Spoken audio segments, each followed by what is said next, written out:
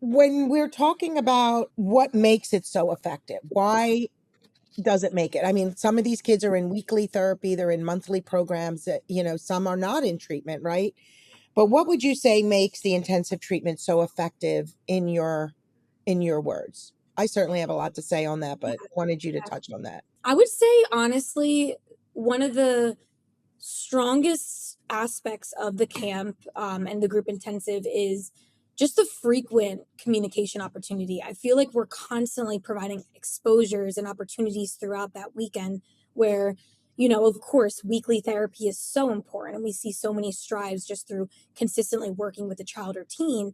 But when you have a weekend and this intensive amount of time to really work on these strategies, and you practice both in the group intensive and then even outside, because we'll set goals for each evening, there's so many opportunities within that. And also it creates a sense of community as well. I know we're talking about the social identity piece, but when we're with those same group of people for 3+ days and they build those relationships and they have those opportunities in like a school like setting, right? Because we are located in a school like environment. So when they're having those opportunities, it makes such a world difference. So I would definitely say the frequent communication opportunities, like having so many different opportunities where we have so many different activities, different strategies that we're implementing. And again, I think that really builds confidence. I think it really builds confidence like one step at a time where they're working through these activities. They're seeing themselves succeeding in a different way. And again, I know I just said the social identity piece, but being with others who really understand them, and kind of having that environment is really important. And what we will say too is, we do a lot of different exposures at our group intensive treatment. So for example, we talk a lot about the real world. We focus on these 3 settings, right? The home, the real world, and the school, just because those are 3 settings that we're mostly in. Although again, sometimes we might, instead of school, if you're homeschooled, maybe we might model it by like doing a co-op or other, same age peer activities like extracurriculars. But, when we're in the CommuniCamp, we focus on the real world because again, we're in an opportunity where they can go out to a restaurant, to a store to practice things. So we have restaurant exposures, right? Where we have snack time or lunchtime where we have menus. And again, if the camper, wants to, maybe the camper acts as the waiter or the counselor, and we are helping guide them on having kind of that, practicing giving their order, practicing initiating in ways. Also with the store, we have a SmartMart that we kind of bring around and they're practicing kind of asking for an item. So, at the end of the day, we have prizes where again, they're asking for an item as if they're at like like a gift store. So we have these opportunities that are really important because again, they model that real world. And so the more that we're doing these exposures, the more our anxiety decreases because we know what to expect, right? We prepare for these things. So I think that's why, to me, the group intensive is so important. And then in addition to that, like we keep saying, the parents are simultaneously in parent training, learning all of these things. So we're like in this live mode where we're like tweaking and learning as we're going. And each day it just gets incrementally more intricate of like how we're like nuanced switching and kind of like learning these types of strategies. So it's really fascinating to see. But to me, that's why I would say the group intensive is really important and why I think, Dr. E, you mentioned in the beginning, we can supplement this type of group treatment at any points of your treatment process, whether it's your first step into treatment with selective mutism, whether it's in the middle. I even have some families that it's actually one of the last steps because maybe they've made so much progress and they just want a little bit of a push or they just want one more step to kind of, complete that process. And it's so incredible to see all parts of the journey and the success that they see. So to me, that's why I would say the group intensive is so helpful. And I think the encouragement and that they get from each other, as well as like we work really hard on the buddy process and connection and finding areas of interest that these kids have that we obviously know prior to them starting in camp from the information families submit and the selective mutism eval, whatever it is we gather helps us know who they are, where they are. So the counselors, which are clinicians, they're able to make the progress because they know what that child needs. They know the best strategies, and then we tweak them. Because SCAT is such a CBT-based program, there's a lot of understanding through understanding feelings, why this was hard, why this worked, what we can do if this, like little kids tend to do a 0 to 3, older kids a 0 to 5, just because that's simple. And sometimes it's hard to explain. I mean, we do journal writing for older kids and stuff, but it's sometimes hard to explain in the beginning. I don't know why I can't do that. And so using a numerical value, 0 to 3 or 0 to 5, or 5 and 3 is the hardest or the scariest, helps helps kids relate to a feeling of their ability to do something. So if something's a 5 out of 5, obviously we're not going to say go up and ask a question.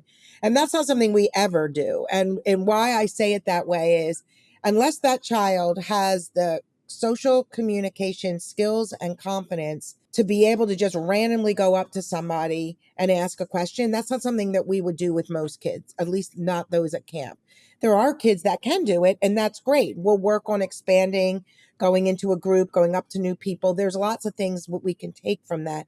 But I would say the far majority of our kids are somewhere on the bridge that we are bridging them up. So for example, when you were talking about the bridge exposure, we're practicing where they're at to move them up. For example, if they become verbal with the counselor may be the intermediary. Maybe their kid's verbal. We practice write and read. We practice prepare, role play, using the visuals, how to create the visuals. And then we may ask a choice, but we may ask a direct question. We may not need to. We help them understand what they need to do. And when feelings get scary, how do they bridge down so they're still on the bridge? So we teach these kids these skills. Mm-hmm. So it's not just go up and practice asking a question, is why is that working or not working?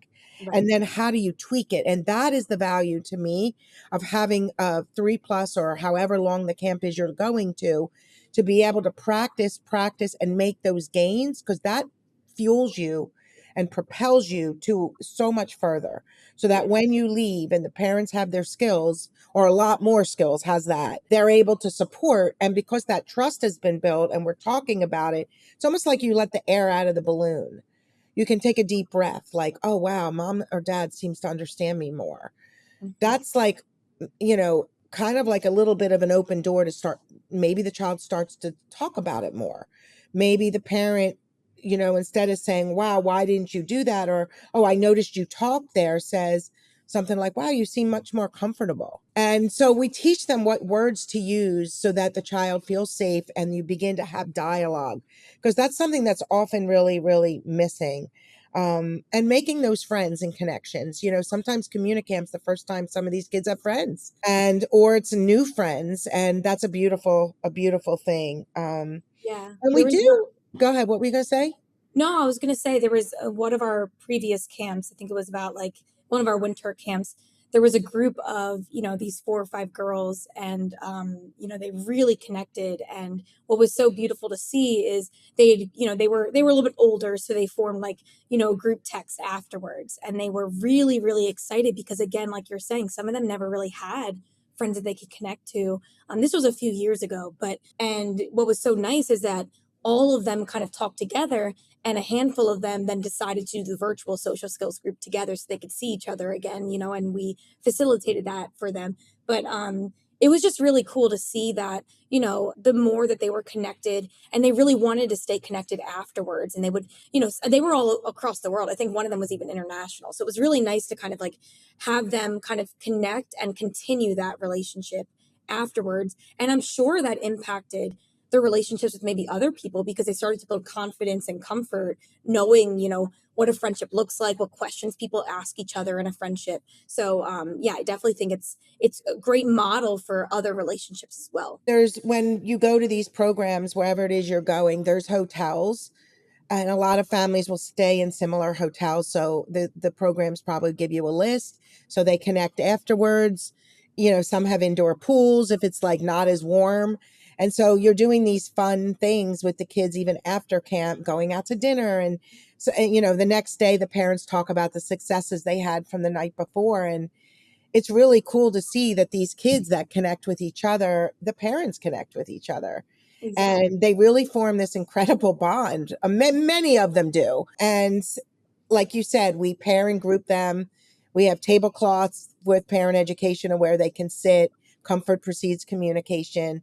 And it's just a beautiful, beautiful thing. And a lot of these skills are worked on in a way that mirrors their real world through art, through creativity, through movement, through Exactly. outdoor activities, through practicing games, goals, depending on the age. And they make the progress through the interests that they have and the fun that they have. And Yeah. then looking back and seeing like, wow, look what I did. And that is just huge. Yeah, and I would say too, like, because of all the progress, that many of our kids make, all of our kids make, at the CommuniCamp and at various group treatments, I think that we take all those strategies and it's what we do afterwards that's really important. So